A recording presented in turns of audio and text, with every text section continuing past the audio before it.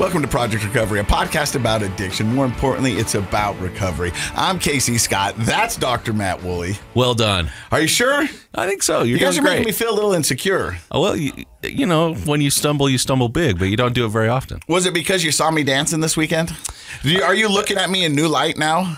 Because both of my... Are you looking at me in a new light? You've never seen me dance like that before. Saw Dr. Matt cutting a rug, just dancing with his beautiful girlfriend, having the time of their life. What was crazy, so we'll just set the stage. My two worlds collided this weekend. Yeah. My girlfriend threw me a birthday party for my 50. Yeah, it was a lot of fun. And we had probably about 175 people there. Mm-hmm. There was probably 25% in recovery, 25% were above 60, and 50% were just partying. Yep. Having a good time. Yeah, for sure. And at one point, I stopped the party and I go, hey, everybody, I want to introduce you to my good friend, Dr. Matt Wooley. If you're looking for a good therapist, he's here for you. Also, he's looking for guests upcoming on our podcast. So I had a bunch of people drop eye contact at that point. Yeah. And so it was fun. And we had a good time. At one point in the party, the two most sober people in the whole party, me and you, out there just dancing on the dance floor. Had a good time. Having a good time, doing a little high stepping, if you will. Oh, yeah. We did the BIG dance. Yeah, you said, hey, if you'll play Hypnotized by Biggie Smalls, me and Ashley are going to do a dance. Yeah, we did.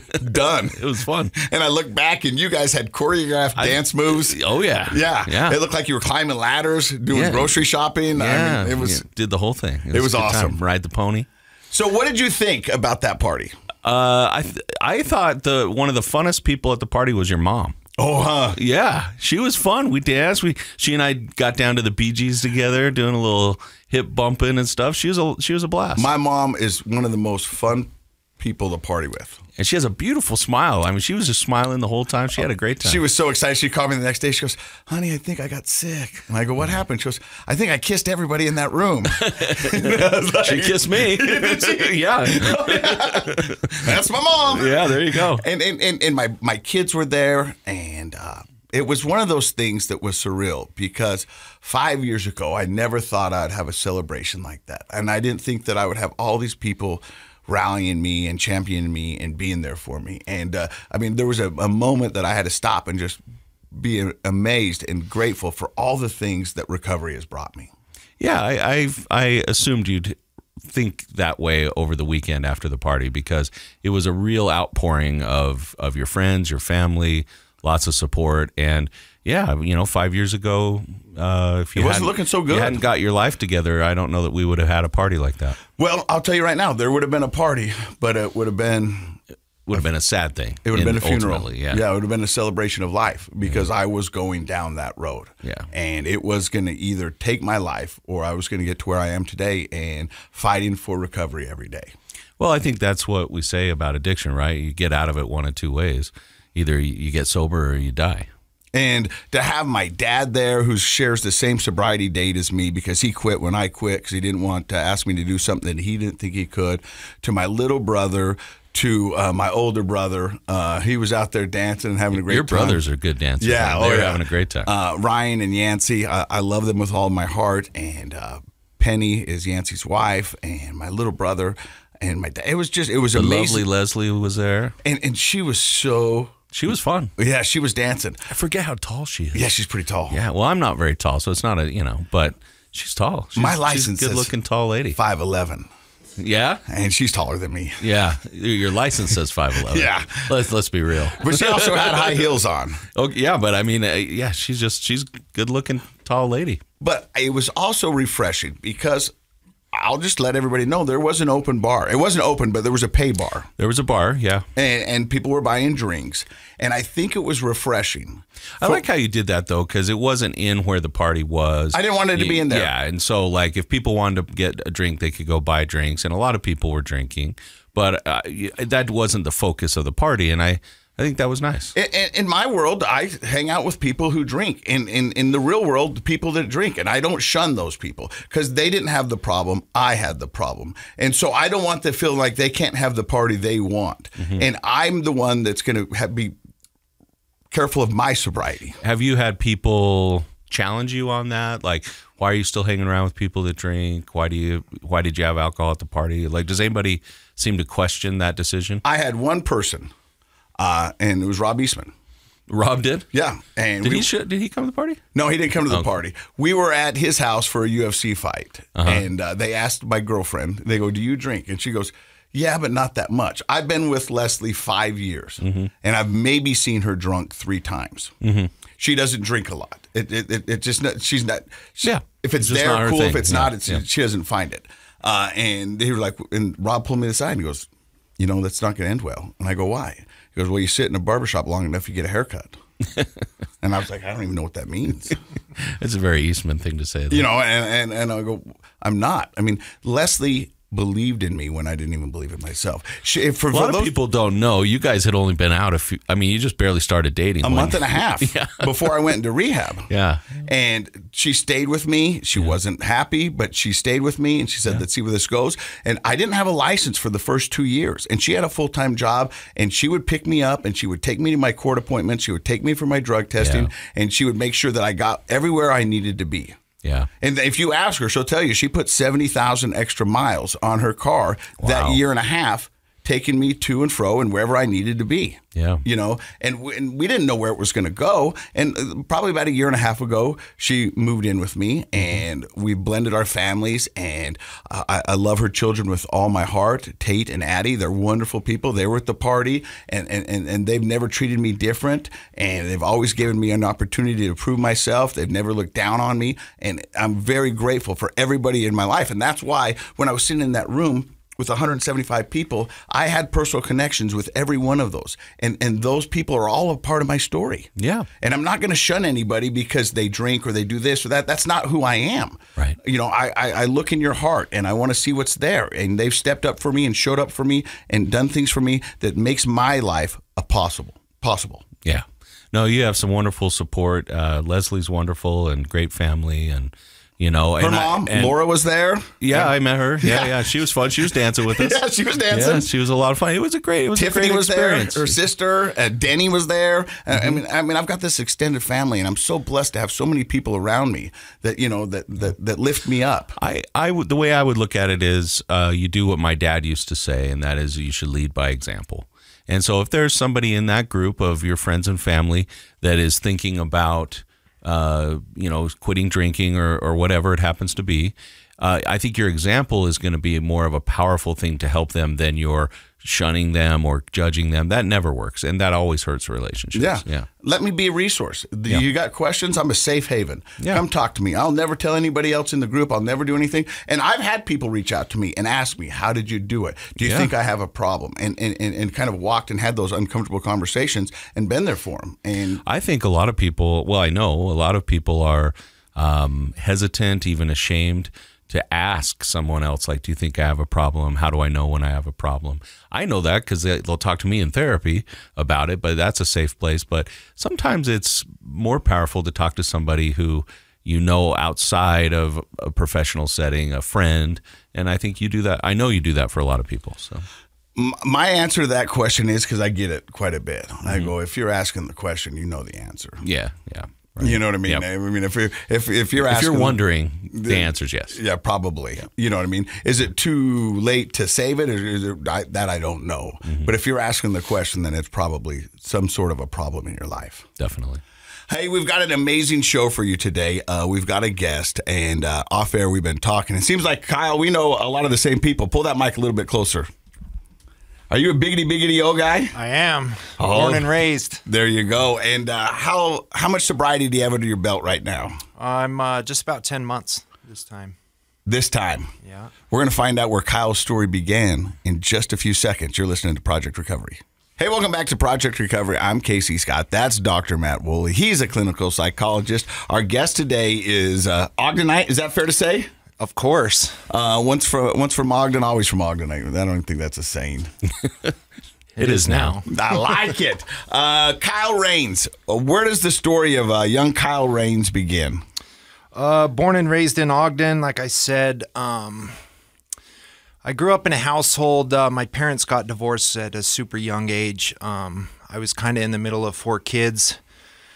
An older brother, an older sister, and a little brother that's a year younger than me. Religious household? Kind of split. I was raised in the predominant religion in Utah. But when my parents got divorced, my dad wasn't religious. I think he still lives pretty close to the principles of it, but never really pressed it. Neither did my mom, but we went to church when it was my mom's weekend, up until about junior high. And so it wasn't ever like forced on us, but that's what we did as a household growing up until, late elementary, early junior high. But pretty normal childhood, like no substance abuse, no abuse in the home. No addiction in the family. No addiction. I think in the long run, like some grandparents had drinking problems, but nothing like intermediate. So let me ask you this: growing up, pretty normal childhood. You play sports, pretty active, big friend group. Yeah. So I was active. My dad was a college athlete, and so we were all pretty into sports. All of them: baseball, football, basketball. All growing up, and I kind of started working at a young age. So about junior high, I kind of got burned out on playing sports. I kind of realized at a young age I probably wasn't going anywhere with it, But which is kind of shocking because you're a beast of a man. Yeah, I'm a big feller, but how big are you? 6'4". Yeah, I mean that's the recipe for a football player. Yeah, and I'm kind of the runt hitter. of the family, to be honest. You're the runt. Yeah, I'm one of the smaller ones. But I always liked working with my hands from a young age, and so I took on construction and kind of went with that, and I was like, we'll stop playing sports and start making money, which I think it probably led me into a lot of my things because I was able to do a lot more than others, You had more cash. I had the means to it. Yeah. Do you remember the first time you tried drugs or alcohol?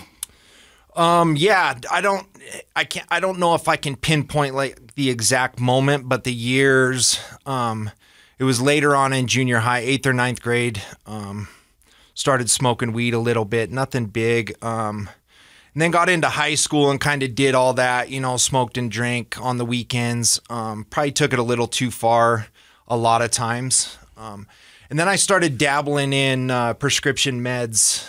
I would say probably my sophomore year. Did you get into prescription meds because of an injury, or did somebody just said, "Hey, have you tried this"? I think it was a little mix of both. I had some wisdom teeth out, but I don't know that I can pinpoint it to that. It's interesting you say that because I think for many, that is a lot of people's first experience with prescription drugs. Because I remember when I got my wisdom teeth pulled out, I think they gave me like 8 Oxycontins or something like that. Yeah, they used to load you up. But it was never my jam, you know what I mean? I never really dug it. But I think for a lot of people, that is their first introduction into pain pills. Yeah, with my kids, I mean, maybe someday they'll tell the story about how mean their dad was, but when they've gotten their wisdom teeth out, obviously they can go home on whatever opiate they have, but then we do Tylenol and ibuprofen after that because I don't want them to take the chance, Were you like that with other surgeries that they've had? Were you pretty adamant about? Yeah. I mean, unless it's something that they really need that for, but even then, I try to limit it, and I explain why. I mean, we have the conversation, because you just never know if it's going to be your jam.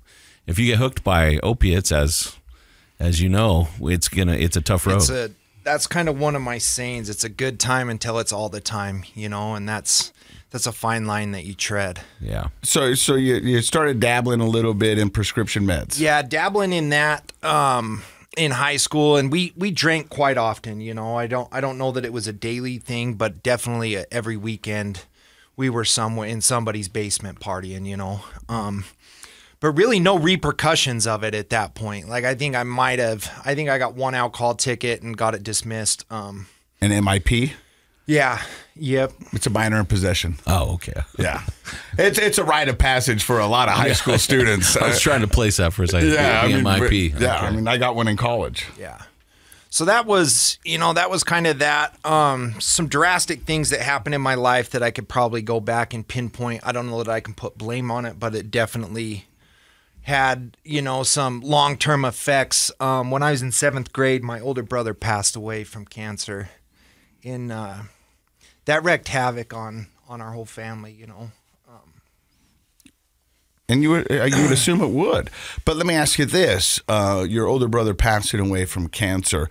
Was there any therapy? Was there any communication or any like help offered from the community to help you to get through that? Because I wouldn't know where to start. Yeah, so my parents had me. I think there was a couple things, but my parents had me in counseling all kind of from that time through high school.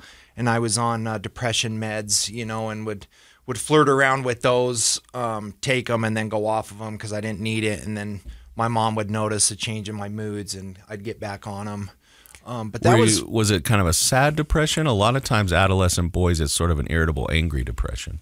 I did go through some anger, like in junior high. You know, I was just mad at the world. I did, you know, mad at God. Like, how could you do this to me, to my family? And it's not till I really realized, you know, that God, I think God has a plan for everybody, and that just happened to be in our story, you know. But it took me, you know, probably 10, 15 years to figure that out. I was going to say, that's a mature way of looking at it, that a teenage boy just, you know, you wouldn't have that maturity yet. Yeah, and almost to the, you know, not almost, it was like resentments, you know, toward a higher power. And it's just, you know, because I watched what it did just to all of us, you know, like it took my mom in a different direction, not addiction based, but definitely very depressed, you know, and my dad handled it different, but it was hard on all of us, you know, and that I had to learn how to cope. Like it was almost like I was different for some reason. I had a chip on my shoulder, like you don't know what I'm going through. And I think a lot of my anger at that time stemmed from that. You know, I fought a lot. And then I kind of came to a point where nobody wanted to be around me. Nobody liked me. You know, I didn't have it was, I don't know if it was conscious or unconscious decision, but I was like, I got to make some changes. You know what I mean? I can't be alone forever if this is the case. Like nobody likes me. Nobody wants to be around me. You know, and I kind of. How old were you at that time? I was in junior high, 7th, 8th grade. It was right around the time he passed away. And I think that's a typical way people of any age, but especially, you know, teenagers might handle grief like that. Right. Is to push people away and be angry and be irritable and unfun to be around. And then it has that negative effect of you need support, but now you don't have it because you've kind of push people away so much, and right. it can get really dangerous for teenagers. You mentioned there was a couple of things that you could look back after some hindsight, losing your brother in 7th grade. What was another one that you can remember? That was really the biggest, you know, defining moment. I always had like this, I don't know if it was aggravation or what, but like my parents' divorce, and it's not either of them, but almost a feeling of neglect, even though both my parents were very present all growing up. Like my dad lived in Salt Lake, but was still attentive to everything we did, you know, but it was still that separation. Didn't have a man in the house, kind of had to help my mom out in things like that. So I think that built an ego as well, you know, like I can do this, I can do that. Which in some ways it paid off for me and some it didn't, you know. It's hard to say, but that was a really defining moment in my life with my brother passing away, you know, how I grieved. And then I think that was one of the, I'm not going to blame it on that, but I think that was one of the routes that took me down the addiction road, is because I didn't have to feel. You know, that was a way to camouflage my feelings and then also fit in. You know, like I had ruined a lot of friends during my anger times, and, you know, the parking lot crew's always accepting. Yeah, your only currency is you're willing to try. Yeah. So, flash forward to, you know, your senior year in high school. What does it look like for Kyle?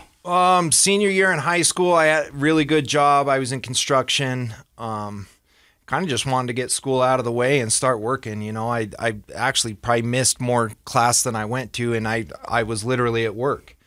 You know, so it was good that way.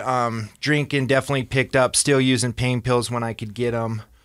And kind of just went that route, you know, moved out, got my own place, kept the party life up, then started getting into the bar scene. And I'd sober up here and there, but not off. I would sober up from one thing and go to the other. You know, I'd stop drinking, but go heavy on on pain meds, and then I'd go do vice versa, you know, just one clutch for the other. And then I don't know what the defining moment was, but I had a one of the big ones is I was getting kicked off my parents' insurance. I was like 24 or something, and that was the first time I got introduced into AA and treatment. I went to Ogden Regional, did a 30-day program. What brought you to there? You know, I think it was just like seclusion. You know, I wasn't going around family, and they obviously knew what the reason was. And I always, you know, no, I'm fine. I got a good job. I pay my bills. I do this. I do that. I'm checking all these boxes. Checking all the boxes, but then I'm avoiding anybody that means anything to me, you know, so it's throwing constant red flags. And I don't know at that time that I really realized that I had a problem. You know what I mean? It was one of those things where I was just going to check the box, like, let's get them off my ass. You know what I mean? A lot of people won't consider it a problem when they are quote unquote functional, right? You know, I'm a functional addict, so they don't think of themselves as an addict because they're paying their bills, they're going to work, they're doing all the things they're supposed to do. But anytime you're not at work, you know, you're getting loaded. So your first time at treatment was more of to show your family that you're okay rather than actually get help, because you're like, hey, I went into this treatment thing and yeah, I'm okay. Yeah, and I bought in to save face, I guess you could say. You know, I checked all the boxes and did all that. And, you know, I think I stayed sober, I don't know, on a gracious note, probably a couple months, you know, and then it started out with smoking weed or, you know, I think I can have a tall can tonight. You know, I'm not an addict. That's a 24-ouncer. Ah, okay. And so I that's how it started. And then that kind of leads you right down to the road to the same people you've been hanging around. You know, I can handle the tall can, and then soon enough I'm at the bar, and soon enough I'm a bottle deep, you know, and then it's a nightly occurrence, and then I run into the guy that I used to get pain meds from. And so then that whole thing starts again. What about working construction? I'm sure most people who work construction don't drink or use drugs, right? No, that's very uncommon.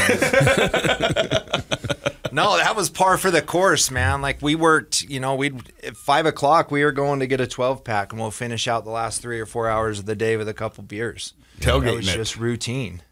Yeah.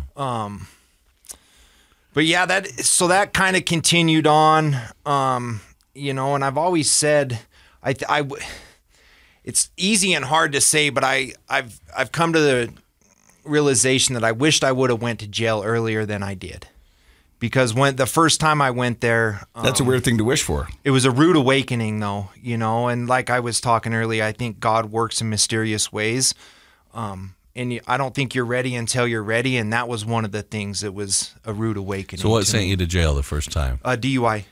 And how old of a guy were you at that time?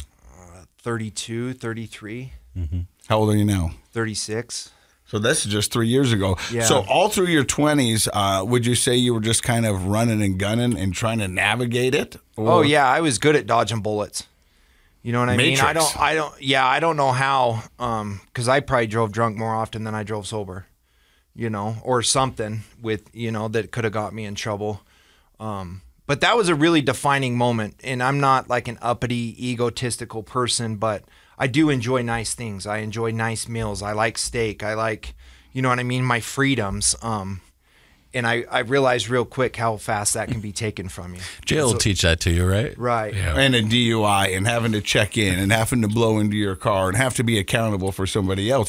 People don't understand the value that a license gives you and the freedom that it allows you to have until that's taken away. Yeah. I mean, I remember driving my daughter's bike to Smith's to get milk for the breakfast cereal. I remember walking to my kids' school to see them performing a play because I didn't have a car. Yeah. And, you know, we take those things for granted. And I mean, it's tough. And then all of a sudden that takes it away. And that kind of scared you?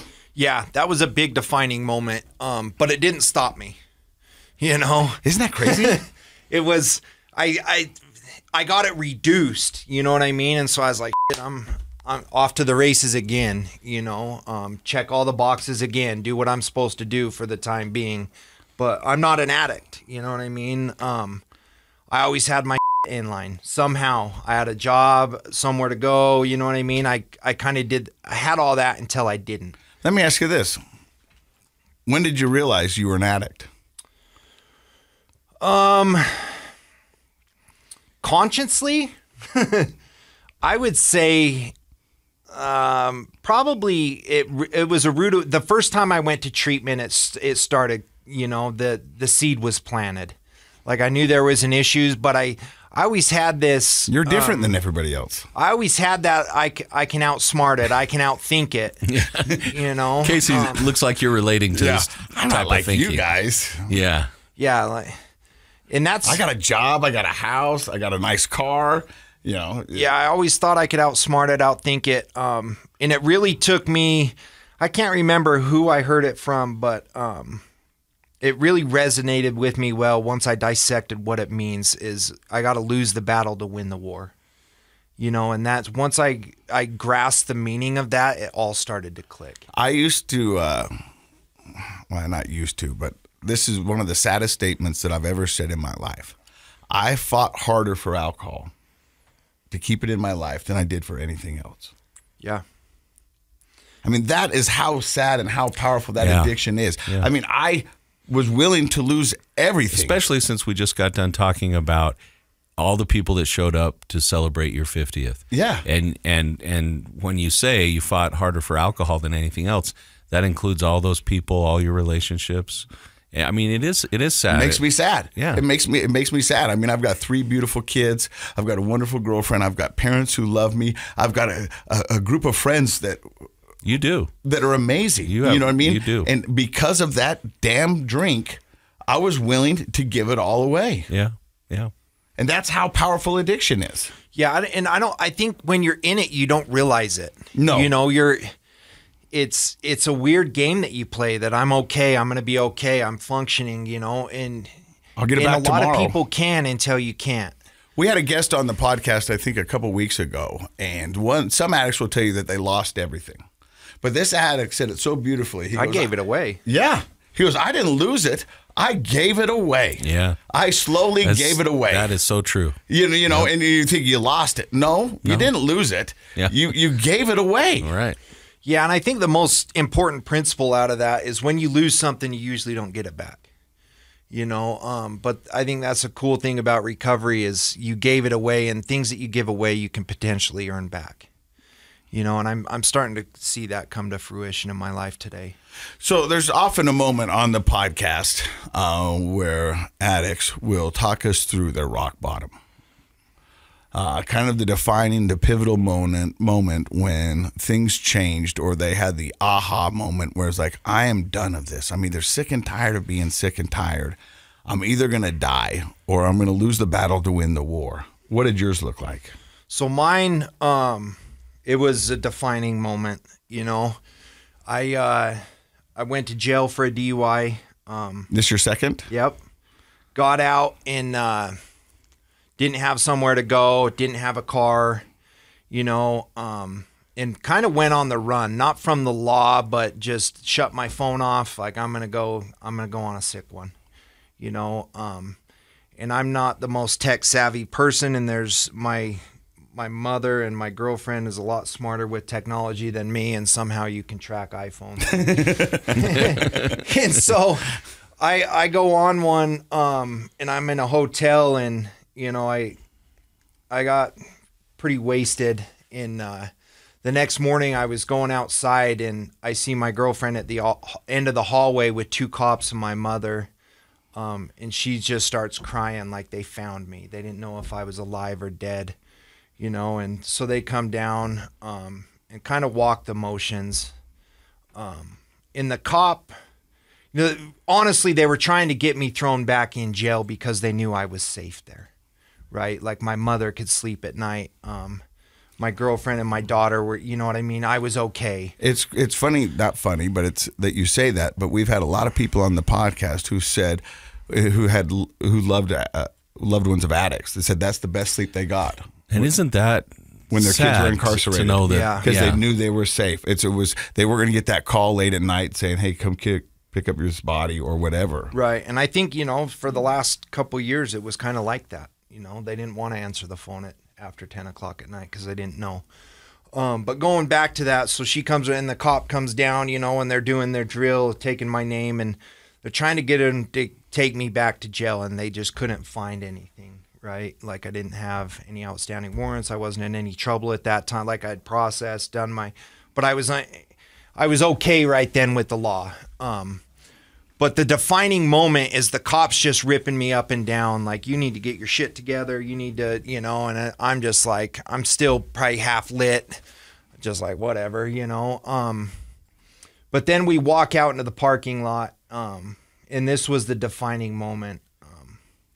My mother and my girlfriend was right there, and my girlfriend laid into me like I'd never been lit up before. You know, like my dad could do it. You know, it was just one of those. But the one thing that she said that resonated, and that's when I think I fully surrendered, is she said, "How are you going to do this to your family? Your brother didn't have a choice, you do." You know, and right there it was, that was a defining moment. You know, that's when, you know, I have a 2-year-old daughter, and the conversation went into that, you know, like, you're going to do this to her too. And I waited my whole life to be a dad, you know. Like, that's my greatest gift.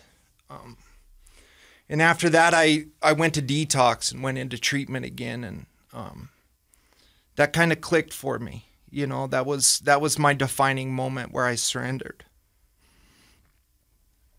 You know, like today I can say I'm a dad in every aspect. You know,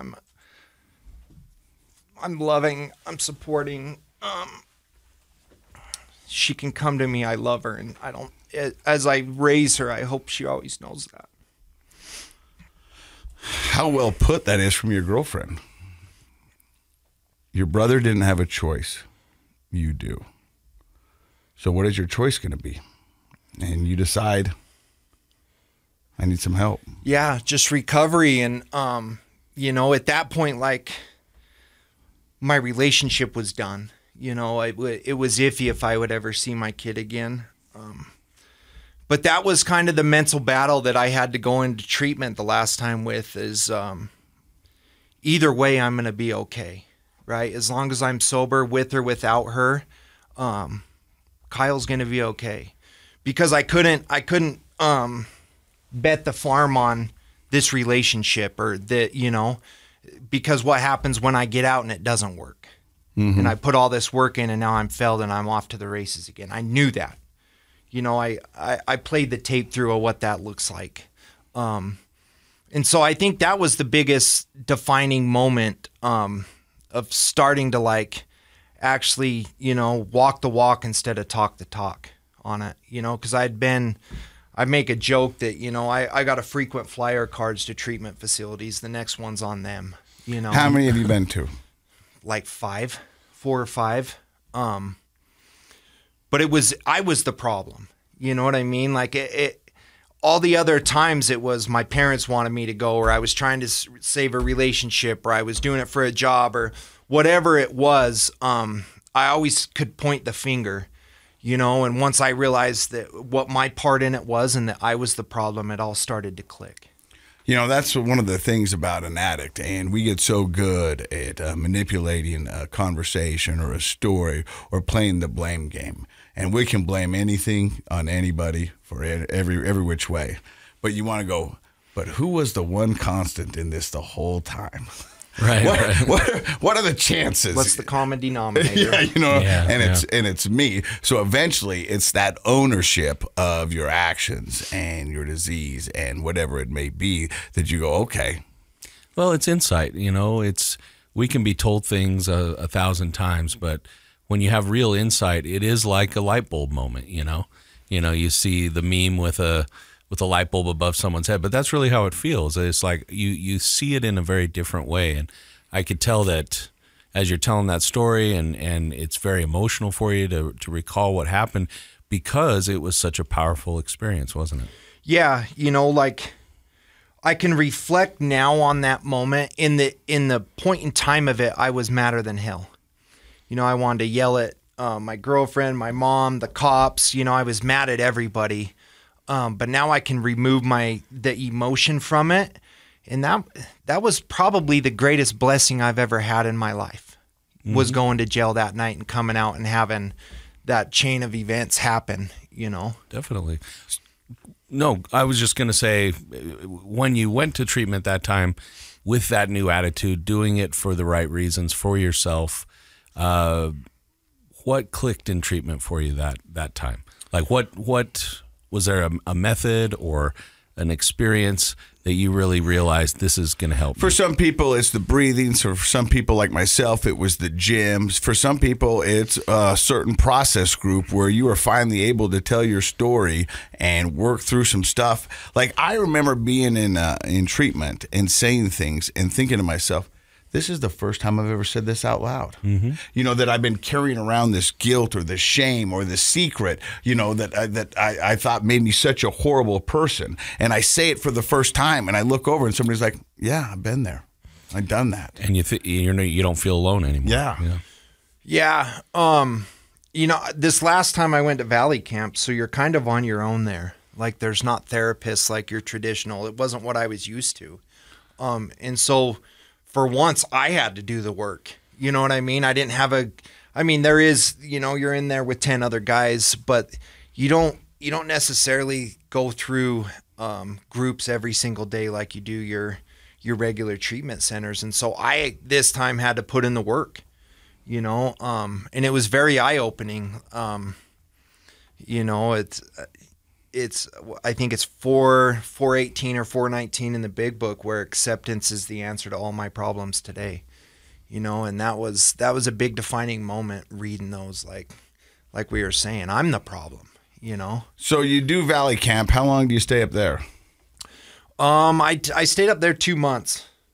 And worked on yourself and figured it out. And then you graduate from that program and decide to head back down to Ogden. Yeah. So I had been, like I said, I'd been in a handful of recovery centers. And one of my good buddies, childhood friend, family friends, he's the founder of SOAR.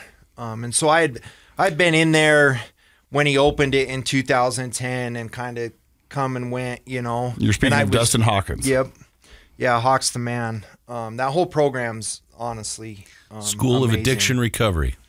Yeah, so I was in there before, before I went to Valley Camp, I was in their IOP and just using it to my advantage, honestly, checking the box, But when I got out of Valley Camp, I went back into there, and I still go religiously. I'm there 4 days a week. I'm accountable. I coach people now.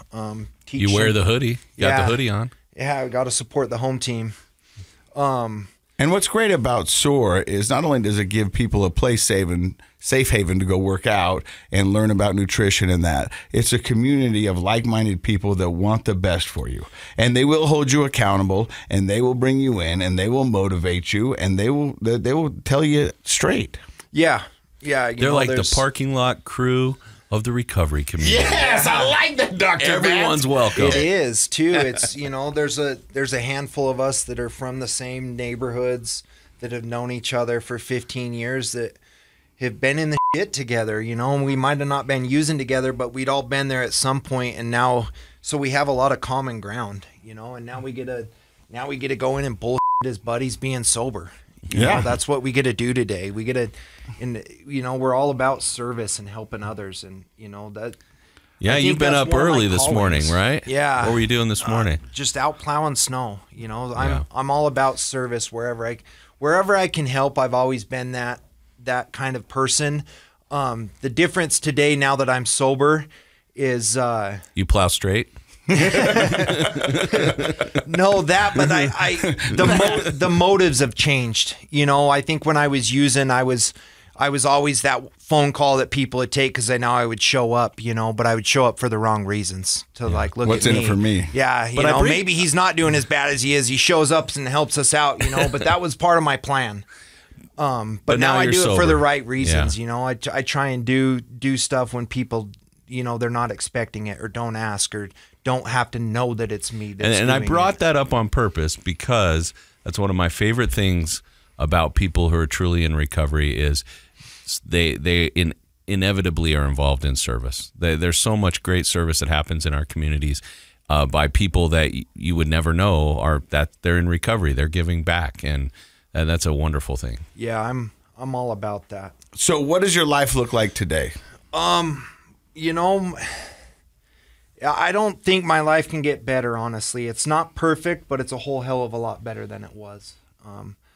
I live life on life's terms today. I'm accountable today. I have a good job. I work, I'm a flooring salesman for Buckway Flooring and Design in Ogden. And that's a great family. Yeah, killer family that, welcomed me with open arms. And hopefully we can do big things, They're great. They know about my past and they're big fans of the show. Define me. I love Dan. I love Mikkel. I love Clifton. I love them all. And they're a big family with a big heart. Yeah. And they're amazing people. And what does that mean for you, to have somebody know your past, know your history, and still willing to give you a job? I'm grateful. I'm thankful, a lot of gratitude. And it's something that I pay close attention to, because I spend a lot of time wrecking and now I try to do the opposite and help where I can. But yeah, so I do that. I'm super active in the recovery community with SOAR. Still do quite a few meetings, sponsor some people, just give back where I can. And then I'm a dad. I have a little 2-year-old girl. I've got to ask, did the relationship with the girlfriend work out? It did. Yeah. How amazing is that? So it's probably, she's been through it all with me. You got yourself a ride or die. And bless her heart. Yeah. Like I had, Jim, he's been on here too. But we had a conversation years ago cause she's been through a couple with me.